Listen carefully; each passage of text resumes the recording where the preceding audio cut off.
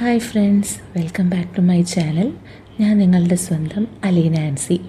അപ്പോൾ ഇന്ന് ഞാൻ വന്നത് നമ്മൾ കഴിഞ്ഞ ദിവസം ഇട്ടിരുന്ന സ്റ്റോറിയില്ലേ, നമ്മുടെ ആൻറ്റി അമ്മയൊക്കെയുള്ള ആ സ്റ്റോറിയുടെ സെക്കൻഡ് പാർട്ടായിട്ടാണ്. ഫസ്റ്റ് പാർട്ട് കേട്ടിട്ടില്ലാത്തവരുണ്ടെങ്കിൽ നിങ്ങൾക്ക് കേൾക്കാൻ താല്പര്യമുണ്ടെങ്കിൽ ഞാനതിൻ്റെ ലിങ്ക് കമൻറ്റ് ബോക്സിലോ ഡിസ്ക്രിപ്ഷനിലോ കൊടുത്തേക്കാം.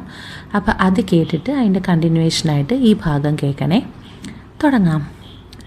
പിറ്റേന്ന് നേരം പുലർന്നപ്പോൾ ഓഫീസിൽ പോയി ആൻറ്റിയുടെ ഫയൽ വാങ്ങി തിരിച്ച് ബസ്സിൽ വീട്ടിലെത്തി. വൈകുന്നേരമാണ് എത്തിയത്. അമ്മ ചോദിച്ചു, വന്നാ പോയ കാര്യം നടന്നില്ലേ? ആൻറ്റി മറുപടി പറഞ്ഞു, ആ കിട്ടി, നല്ല യാത്രാക്ഷീണമുണ്ട്, ഞാനൊന്ന് ഉറങ്ങട്ടെ. ശരി, ഒന്നുറങ്ങി ഫ്രഷായിട്ട് വാ. അപ്പോൾ ചേച്ചി എന്നോട് ചോദിച്ചു, നീ കിടക്കുന്നുണ്ടോ? ഇല്ല ചേച്ചി, എനിക്ക് എന്തെങ്കിലും കഴിക്കാനെടുക്ക്, നല്ല വിശപ്പ്. അതെന്താടാ, ഇവളൊന്നും വാങ്ങിത്തന്നില്ലേ എന്ന അമ്മ.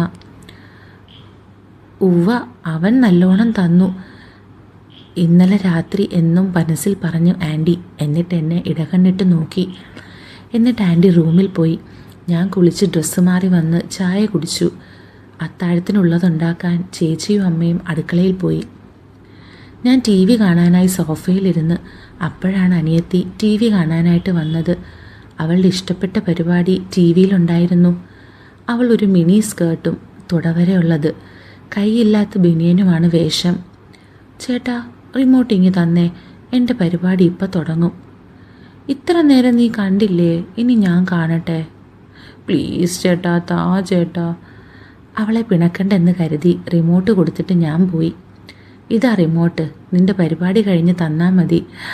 താങ്ക്സ് ഏട്ടാ, ലവ് യു എന്ന് പറഞ്ഞ് അവൾ എന്നെ കെട്ടിപ്പിടിച്ചു. അവളുടെ മുഴുപ്പ് അപ്പോൾ എൻ്റെ നെഞ്ചത്തറിയാൻ പറ്റി. എന്നിട്ട് ഞാൻ എണീറ്റ് അടുക്കളയിൽ പോയി. അവിടെ അമ്മ മുട്ട കൊണ്ട് എന്തോ സ്പെഷ്യൽ ഉണ്ടാക്കുമായിരുന്നു. ഒരു ഷിഫോൺ നൈറ്റി ആയിരുന്നു വേഷം. അമ്മയുടെ അംഗലാവണ്യം നിഴലടിച്ച് കാണാമായിരുന്നു. ഞാൻ ചെന്ന് അമ്മയുടെ വയറിലൂടെ കെട്ടിപ്പിടിച്ചു. അമ്മ തിരിഞ്ഞു നോക്കി. എന്താ അമ്മേ, മുട്ടക്കറിയാണോ? അല്ലടാ, ചിക്കൻ കറി. നിൻ്റെ മുഖത്ത് ഇത്രയും വലിയ കണ്ണുണ്ടല്ലോ, കാണാൻ വയ്യേ. അമ്മ ഒരു ചിരി. ഒന്ന് പോടി കള്ളി. ഞാൻ അമ്മയുടെ വയറ്റിൽ ഒരു നുള്ളു കൊടുത്തു. അമ്മ തവി കൊണ്ട് എന്നെ തട്ടാനോങ്ങി. അപ്പോഴേക്കും ചേച്ചി കയറി വന്നു. എന്താണ് ഒരു പുന്നാരം? അവൻ എൻ്റെ പുന്നാര മോനല്ലേ എന്ന് പറഞ്ഞ് അമ്മ എൻ്റെ കവിളിൽ ഉമ്മ തന്നു.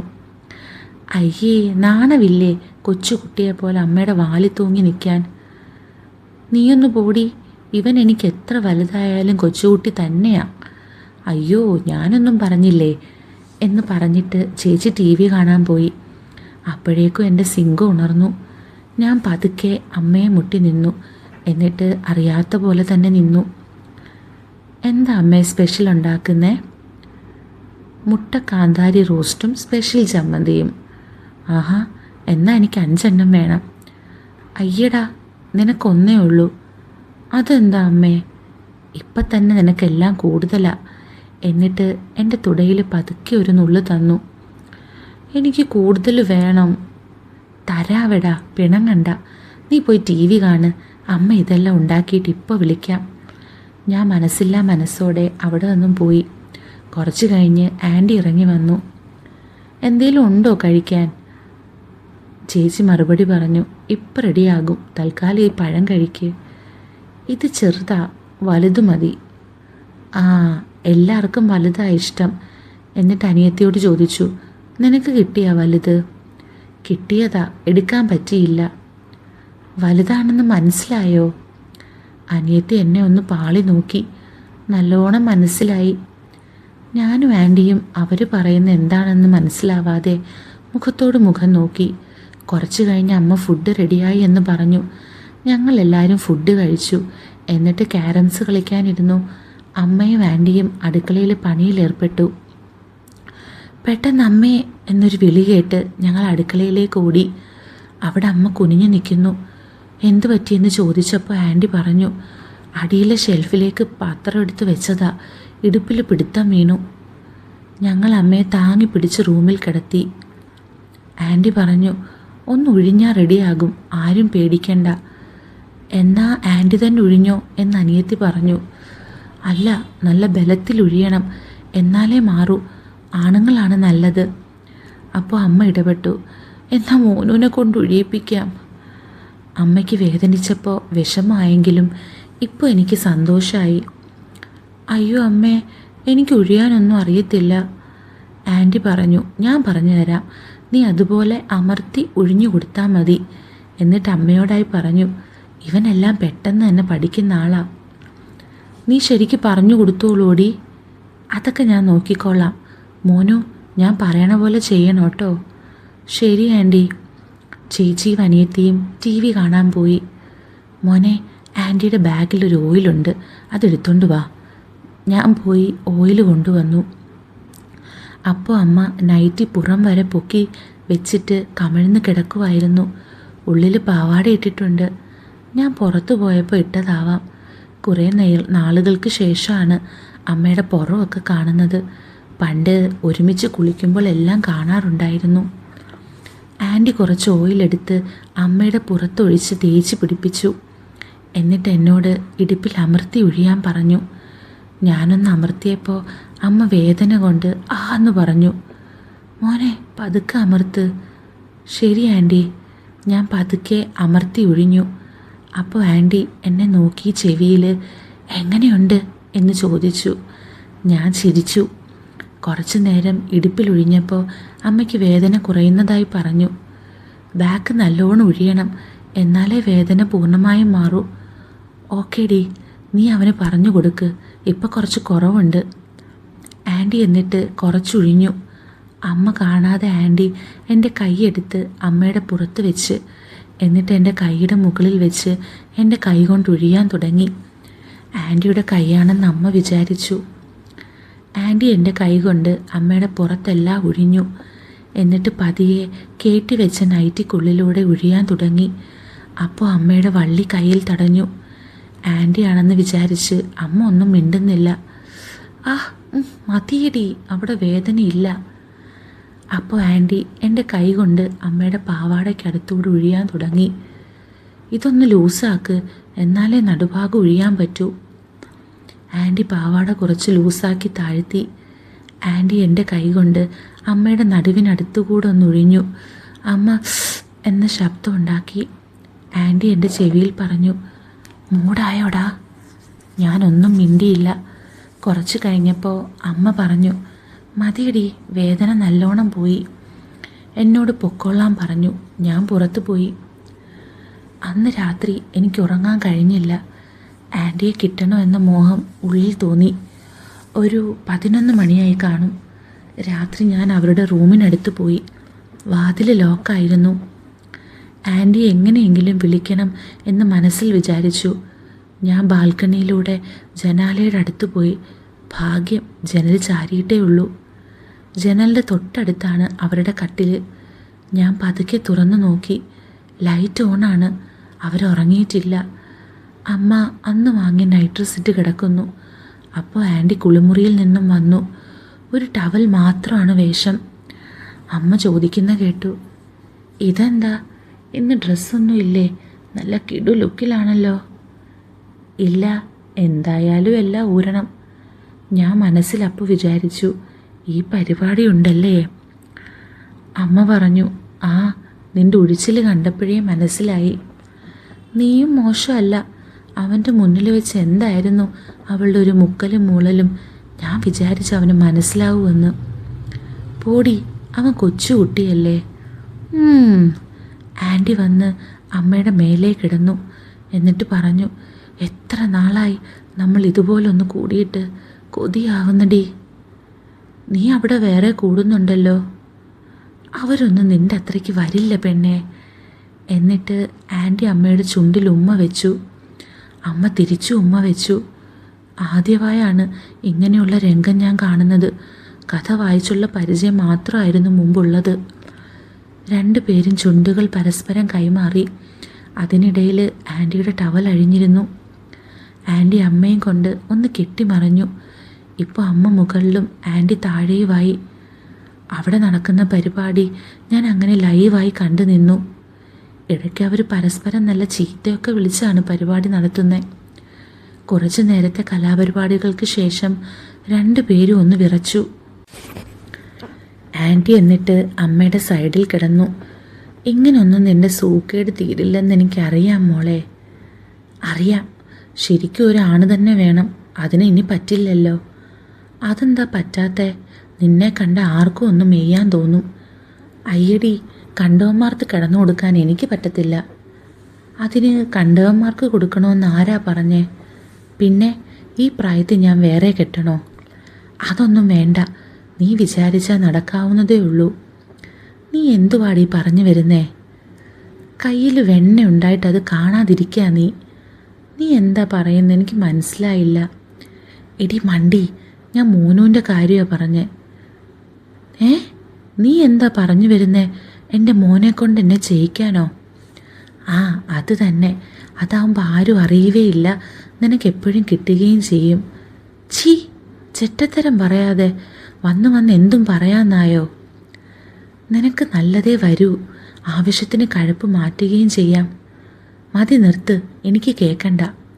വേണ്ടെങ്കിൽ വേണ്ട, ഞാൻ പറഞ്ഞൂന്ന് മാത്രം. ഒന്ന് പോടി, അവൻ എൻ്റെ പൊന്നു മോനല്ലേ, എനിക്കങ്ങനെ കാണാൻ കഴിയില്ല. ആരെങ്കിലും സ്വന്തം മോനെ കൊണ്ട് ചെയ്യിക്കുമോ? ഇഷ്ടം പോലെ. നിനക്ക് വേണമെങ്കിൽ ഞാൻ കുറേ വീഡിയോസ് അയച്ചു തരാം, നീ കണ്ടു നോക്ക്. അതയച്ചോ, ഞാൻ കണ്ടോളാം. പക്ഷെ അവനുമായിട്ട് പറ്റത്തില്ല. അമ്പടി, അപ്പോൾ അത് കണ്ട് വേറെ പരിപാടിക്കല്ലേ? ഇനി അതേക്കുറിച്ച് പറയണ്ട. ആഹാ, എന്നാൽ എൻ്റെ മോള് കിടന്ന് കുറയിക്കോട്ടോ. ഡി, കുറച്ച് നേരം കൂടെ. അവൻ്റെ കാര്യം പറഞ്ഞപ്പോഴേക്കും കഴിച്ചു തുടങ്ങിയോ നിനക്ക്? ഡി, ഡയലോഗ് അടിക്കാതെ വന്ന് ചെയ്യടി. രണ്ടുപേരും കൂടെ വീണ്ടും പരിപാടിയിൽ ഏർപ്പെട്ടപ്പോഴും ആൻറ്റി എൻ്റെ കാര്യം അമ്മയോട് എടുത്തിടുന്നുണ്ടായിരുന്നു. ശേഷം ക്ലൈമാക്സ് കഴിഞ്ഞ് അവർ കെട്ടിപ്പിടിച്ച് കിടന്നു. എല്ലാം കഴിഞ്ഞ് ഞാൻ പതുക്കെ നടന്ന് എൻ്റെ റൂമിൽ കയറിയപ്പോൾ റൂമിന് പുറത്ത് ഒരു കാൽപ്പെരുമാറ്റം കേട്ടു. ഡോറ് പതുക്കെ തുറന്ന് നോക്കുമ്പോൾ ചേച്ചിയും അനിയത്തിയും പതുക്കെ സ്റ്റെപ്പ് ഇറങ്ങി പോകുന്നു. പിറ്റേന്ന് രാവിലെ എണീക്കുമ്പോൾ ചേച്ചിയും അനിയത്തിയും അവരുടെ പ്രോഗ്രാം എല്ലാം കണ്ടു കാണുമോ അതോ ഞാൻ നോക്കുന്നത് കണ്ടു കാണുമോ എന്ന ചിന്തയായിരുന്നു മനസ്സിൽ. ഞാൻ താഴെ ചെല്ലുമ്പോൾ ചേച്ചിയും അനിയത്തിയും ചായ കുടിക്കുകയായിരുന്നു. രണ്ടും കൈയില്ലാത്ത ടീഷർട്ടും, ചേച്ചി താഴെ ലെഗിങ്സും, അനിയത്തി തുട പകുതി വരെയുള്ള ഷോർട്സുമാണ് വേഷം. രണ്ടിനെയും അങ്ങ് നോക്കിയിരുന്നു പോകും. അവരുടെ മുഖം കണ്ട് പ്രത്യേകിച്ചൊന്നും തോന്നിയില്ല. ഞാൻ ഇറങ്ങി വരുന്നത് അനിയത്തി കണ്ടു. ആ, എണീറ്റാ ഡാർലിംഗ്? Yes dear. ഇന്ന് 2 ഡാർലിങ്ങും നേരത്തെ എണീറ്റാ? അയ്യടാ, ഡാർലിംഗ് ഒന്ന് മതി, അത് ഞാൻ. അപ്പോൾ ചേച്ചി പറഞ്ഞു, ആഹാ, ഇനി നീ എന്തേലും പറഞ്ഞു വാ, ഞാൻ ശരിയാക്കി തരാം. അയ്യോ, എന്നാൽ 2 ആളും ഡാർലിംഗ് തന്നെ പോരെ? ഞങ്ങൾ എല്ലാവരും ചിരിച്ചു. അനിയത്തിക്ക് ഞാനെന്ന് വെച്ചാൽ ജീവനാണ്. എല്ലാ വികൃതികൾക്കും ഒന്നിച്ചുണ്ടാവും. ചേച്ചി ഞങ്ങളുടെ ഗാർഡിയൻ പോലെയും. അപ്പോഴാണ് അമ്മയും ആൻറ്റി ഇറങ്ങി വന്നത്. ഇത് കണ്ട് അനിയത്തി ചേച്ചിയെ ഒന്ന് തോണ്ടി, എന്നിട്ട് എന്തോ ചെവിയിൽ പറഞ്ഞ് ചിരിച്ചു. 2 പേരും നൈറ്റിയാണ് ഇട്ടിരിക്കുന്നത്. അമ്മയുടെ കഴുത്ത് നല്ലോണം ഇറങ്ങി വെട്ട് കാണാം. ആൻറ്റി ബോഡി ഷേപ്പുള്ള സ്ലീവ്ലെസ് നൈറ്റിയും. ചേച്ചി ചോദിച്ചു, 2 പേരും നേരം വൈകിയല്ലോ, എന്തു പറ്റി? അമ്മ ആൻറ്റി ഇടകണ്ണിട്ട് നോക്കി. വേദന കാരണം നേരം വൈകി ഉറങ്ങാൻ. അപ്പോൾ അനിയത്തി പറഞ്ഞു, അമ്മയുടെ മുഖത്ത് നല്ല തെളിച്ചമുണ്ട്, വേദന നല്ലോണം മാറിയെന്ന് തോന്നുന്നു. ആ, നല്ല പോലെ മാറിയിട്ടുണ്ട്. ചായ എടുക്കും മോളെ. ചേച്ചി ചായയും ബ്രേക്ക്ഫാസ്റ്റും കൊണ്ടുവന്നു. ഞങ്ങൾ ഒരുമിച്ച് കഴിച്ചു. എന്നിട്ട് ചേച്ചി പറഞ്ഞു, ഡാ, നമുക്കൊന്ന് പുറത്തു പോകണം, ഫ്രണ്ടിൻ്റെ വീട്ടിൽ. അവിടെ നിന്നും കുറച്ച് പുസ്തകങ്ങൾ വാങ്ങാനുണ്ട്. ഓക്കെ, നമുക്ക് സ്കൂട്ടറിൽ പോകാം. അപ്പോൾ എനിക്ക് വണ്ടി ഓടിക്കാമല്ലോ, കുറേ നാളായി വണ്ടി ഓടിച്ചിട്ട്. അപ്പോൾ അമ്മ പറഞ്ഞു, അത് ശരിയാ, ഇവൾ കുറേ നാളായി പറയുന്നു, എന്നെയും പഠിപ്പിക്കണം, നമുക്ക് ഒരുമിച്ച് പോകാം പ്ലീസ്. അപ്പോൾ അനിയത്തി കൊഞ്ചി. ശരി ഡാർലിംഗ്, എന്നാൽ നിങ്ങൾ കുളിച്ച് ഫ്രഷായി വാ. അമ്മയും ആൻറ്റിയും അടുക്കളയിലേക്ക് പോയി. അങ്ങനെ ഞാൻ കുളിച്ചു വന്നു. ചേച്ചിയും അനിയത്തിയും കുളി കഴിഞ്ഞിറങ്ങിയിട്ടില്ല. അമ്മേ, അവരിറങ്ങിയില്ലേ? ഇല്ലടാ, നീ ഒന്ന് പോയി നോക്ക്. ഞാൻ അവരുടെ റൂമിൻ്റെ അടുത്തേക്ക് നടന്നു. വാതിൽ ചാരിയിട്ടേ ഉണ്ടായിരുന്നുള്ളൂ. ഞാനത് തുറന്ന് ഉള്ളിൽ കയറി. അപ്പോൾ ചേച്ചി പുറംതിരിഞ്ഞ് ഒരു ജംസ്യൂട്ട് പാൻറ് പിന്നെ പിങ്ക് ടോപ്പിട്ട് നിൽക്കുന്നു. ചേച്ചിയുടെ പുറം കാണാൻ നല്ല രസമുണ്ടായിരുന്നു. ഞാൻ ചേച്ചി എന്ന് വിളിച്ചു. ചേച്ചി പുറംതിരിഞ്ഞ് എന്നെ നോക്കി. നിന്റെ ഇത്ര വേഗം കഴിഞ്ഞാ? അപ്പോഴാണ് അനിയത്തി കുളിമുറിയിൽ നിന്നും കാൽമുട്ട് വരെ ഇറങ്ങിയ രീതിയിലുള്ള ഒരു ബാത്ത് ടവലെടുത്ത് ഉറങ്ങി വന്നത്.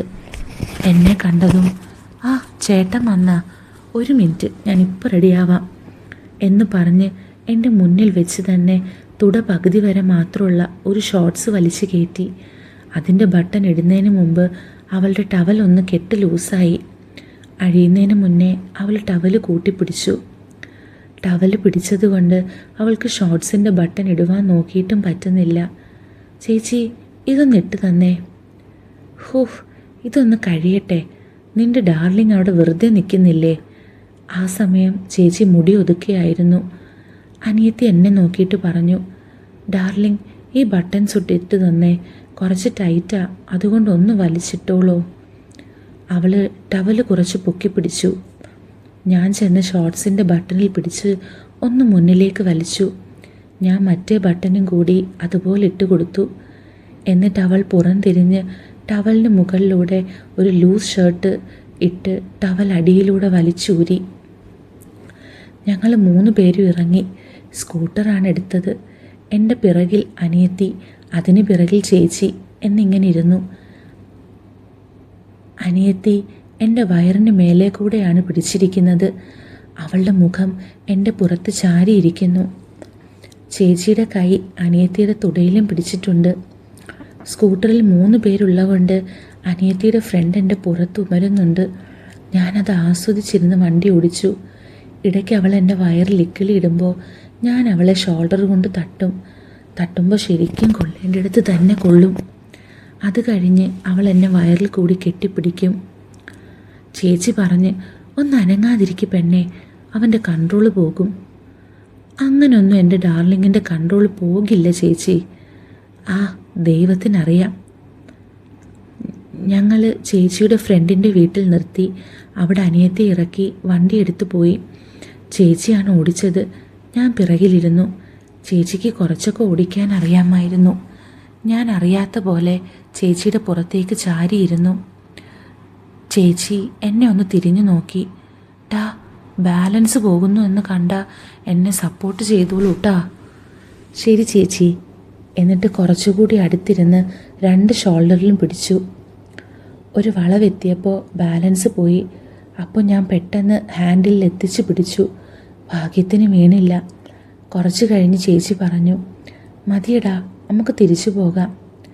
എന്നാ ശരി, പോകാം. എടാ, എനിക്കൊരു കാര്യം പറയാനുണ്ട്. ഞാൻ ഗ്യാപ്പ് വിട്ടിരുന്നു. എന്താ ചേച്ചി ഒരു മുഖവുരയൊക്കെ? അമ്മയും ആൻറ്റിയും കിടക്കാൻ പോയാൽ ഞാനൊരു സൂത്രം കാണിച്ചു തരാം. നീ ആരോടും പറയരുത്. അത്ര സീക്രട്ടാണോ? ജിന്നുവിനോട് പറയാവോ? അവൾക്കറിയാം, എൻ്റെ കൂടെ അവളും ഉണ്ടാവും. അവർ കിടന്നു കഴിഞ്ഞ് എൻ്റെ ഫോണിൽ മിസ്ഡ് അടിച്ചാൽ മതി. ശരി ചേച്ചി. അങ്ങനെ ഞങ്ങൾ അനിയത്തിയുടെ അടുത്തെത്തി. അവളെ വിളിച്ചു. ഞങ്ങൾ അങ്ങനെ വേഗം തിരിച്ച് വീട്ടിലെത്തി. അന്ന് രാത്രി ആൻറ്റിയും അമ്മയും കിടന്നു കഴിഞ്ഞ് ഞാൻ ചേച്ചിക്ക് മിസ്ഡ് കോൾ അടിച്ചു. ഒരു 15 മിനിറ്റ് കഴിഞ്ഞ് അവർ 2 പേരും പമ്മി വന്നു. 2 പേരും നൈറ്റ് ഡ്രസ് ആയിരുന്നു. എന്നോട് റൂമിൻ്റെ പുറത്തിറങ്ങാൻ പറഞ്ഞു. ഞാൻ ഒരു ഷോർട്സ് മാത്രമേ ഇട്ടിരുന്നുള്ളൂ. അങ്ങനെ തന്നെ റൂമിന് വെളിയിലിറങ്ങി. അവരെന്നെയും കൂട്ടി അമ്മയുടെ റൂമിൻ്റെ ബാൽക്കണിയിൽ പോയി ജനൽ കുറച്ച് തുറന്ന് ചേച്ചി ഉള്ളിലേക്ക് നോക്കി. എന്നോട് നോക്കാൻ പറഞ്ഞു. ഞാൻ ഉള്ളിലേക്ക് നോക്കിയപ്പോൾ അമ്മയും ആൻറ്റിയും കെട്ടിപ്പിടിച്ച് കിടന്ന് എന്തൊക്കെയോ ചെയ്യുന്നു. ബെഡ് ലാമ്പിൻ്റെ വെളിച്ചത്തിൽ ചെറുതായി കാണാം. ഇന്നലെ കണ്ടതുകൊണ്ട് ഞാൻ ഞെട്ടിയില്ല. എന്നാലും അതിശയത്തോടെ അവരെ നോക്കി വായി പൊത്തി.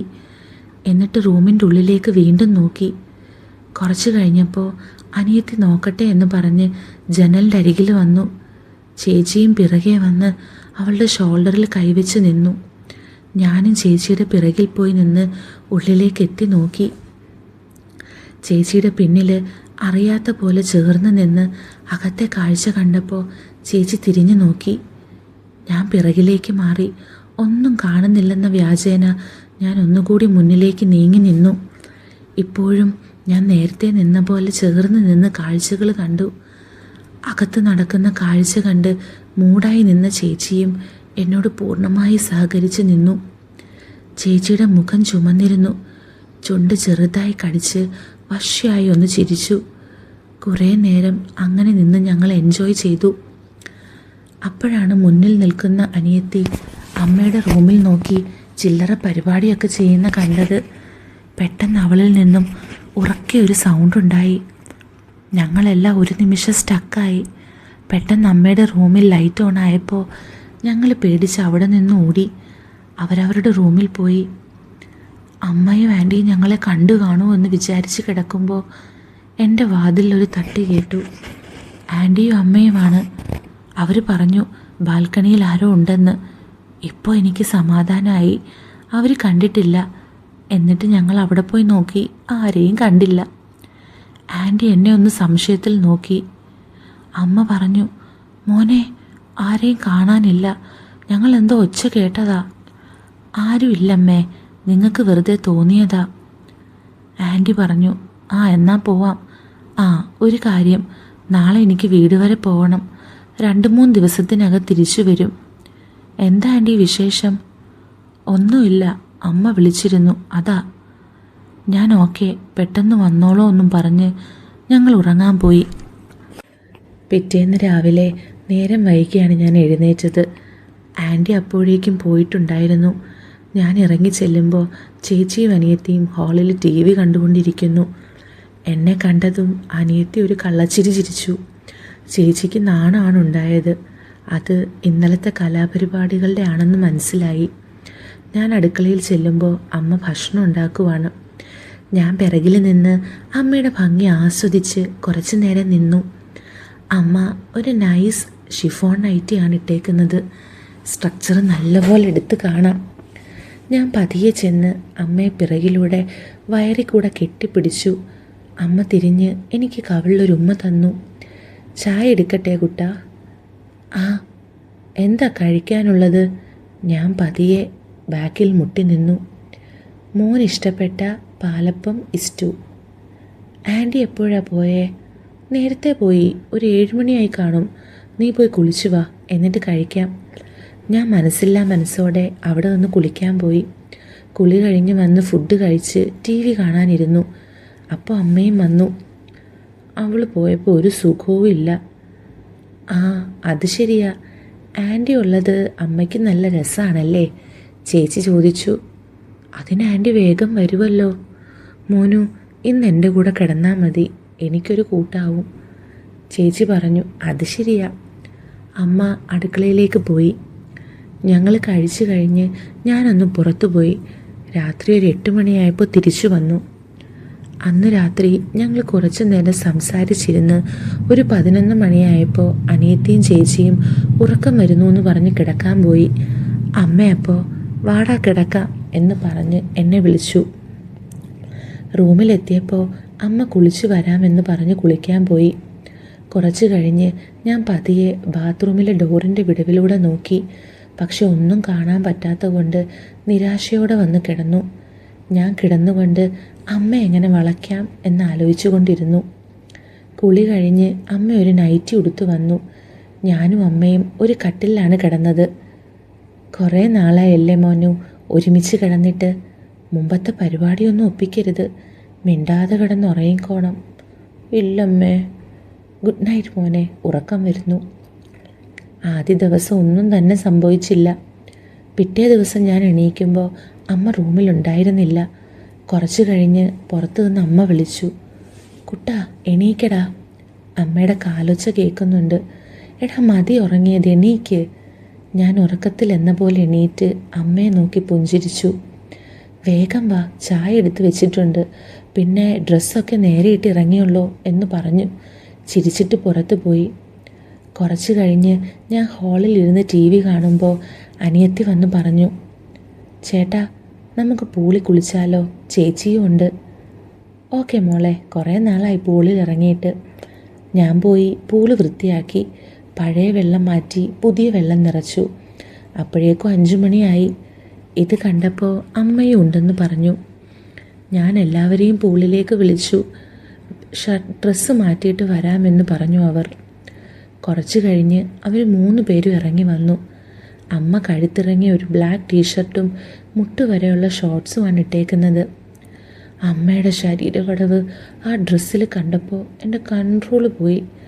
കട്ടിയുള്ള ബനിയനാണേലും അത് നല്ലോണം ടൈറ്റാണ്. ചേച്ചി കൈയില്ലാത്ത ബനിയനും തുടയുടെ പകുതി പോലും ഇല്ലാത്ത ഷോർട്സുമാണ് ഇട്ട് വന്നേക്കുന്നത്. അനിയത്തിയാണ് പൊളിച്ചത്. അവളൊരു ബിക്കിനിയാണ് ഇട്ട് വന്നത്.